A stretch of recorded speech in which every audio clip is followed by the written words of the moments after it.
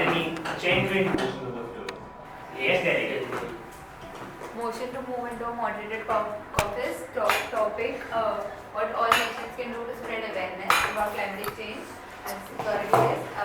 Total time 10 minutes and speakers 10 minutes. Delegate 8 minutes. Thank you. The motion is in order. Please use sheet. Yes, delegate. Motion unmoderated caucus topic being moderated caucus topic being the impact of the ice caps melting in Greenland. Greenland.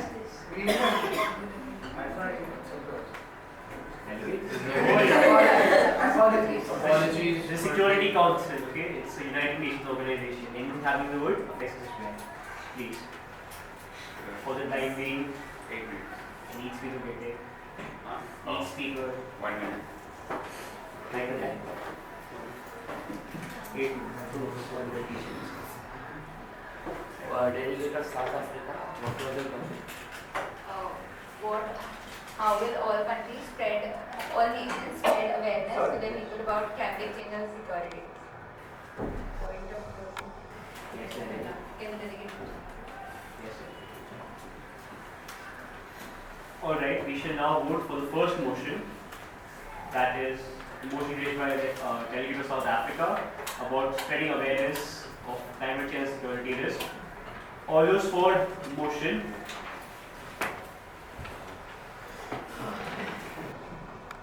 Delegate of Germany, are you for the motion? All those against? The motion clearly fails. Sorry, delegate. Now we shall move into voting for the second motion.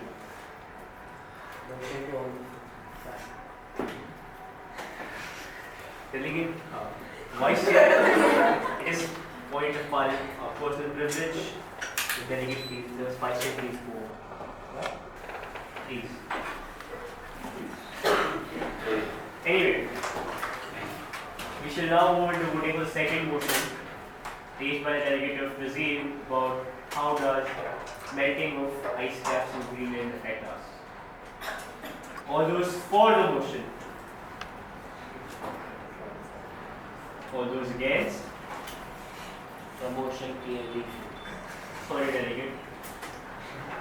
Delegates, we still have 5 minutes, so please do not step into a mode of lethargy and be active participants. Okay? Seeing as there are no more motion on the floor, we shall now move into formal debate. All those people who are delegate, delegate Sweden, no, Algeria, Yeah.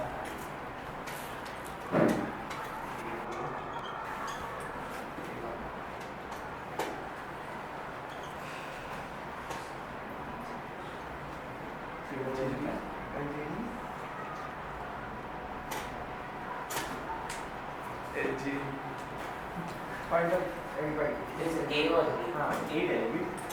It's not business. Student with you now? No, hello, yeah. It's now.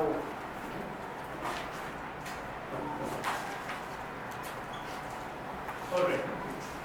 Delegate to Sweden, please. Floor is all yours for 1.5. Thank you, Chair. Wait.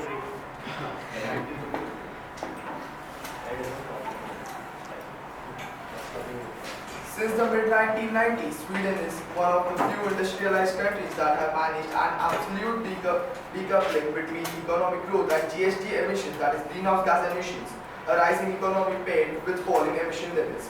Sweden's GHG emissions are among the lowest in the EU and the OECD, whether calculated per capita or as a proportion of GDP.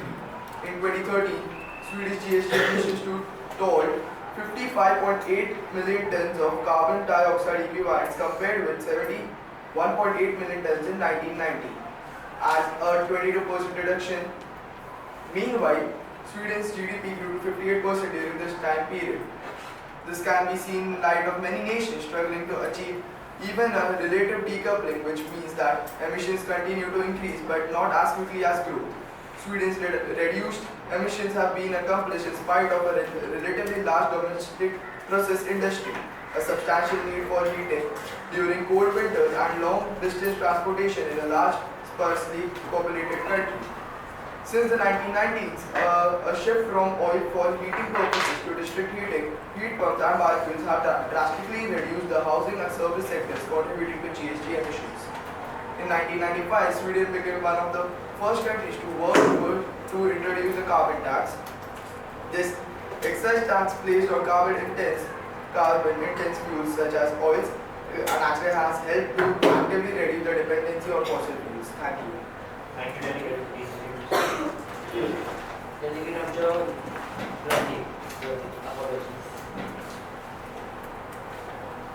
Honorable Sir. Last week, the world received yet another stark reminder of what yet to come. Temperatures at the highest point of the Greenland ice sheet rose above freezing and melted the snow, therefore, only the first time since July 2012, and perhaps only the third time in the last 700 years. The glacier island lost 12.5 billion tons of ice in one day. That will be enough to cover the whole of Germany with almost 7 centimeters of water. A particularly warm, dry spring this year left only a thin covering of snow over exposed glacial ice. The planet had just had its warmest June on record, followed by the warmest July on record. Consequently, ice everywhere has been melting from the glaciers of Greenland to the Himalayas. That's it. Thanks. Thank you. delegate, you have 45 seconds there. What would you like to do with the time, delegate? I would like to, the delegate of president would like to use this time to comments on all questions. Are there any questions on the floor? Yes, delegate. Delegate question would like to ask the delegate of this team, how does Greenland, how does the melting of ice in Greenland specifically affect Brazil? Because they are so It far. not only affects Brazil, it affects the whole world, as due to the melting of ice, the water levels will increase, and the small island nations and also the coastal areas of each country, whoever are coastal countries, would be affected by it. Request to follow up. Please. Please to follow up. Yes, delegate. I asked for how would it specifically affect Brazil? Like, is it? I the delegate of Russia knows that you're talking about a worldwide effect, but since you are a delegate of Brazil, is there any? Brazil has a long coastal line, and if the water level increases, all the coastal areas would be destroyed due to floods, and they would be submerged.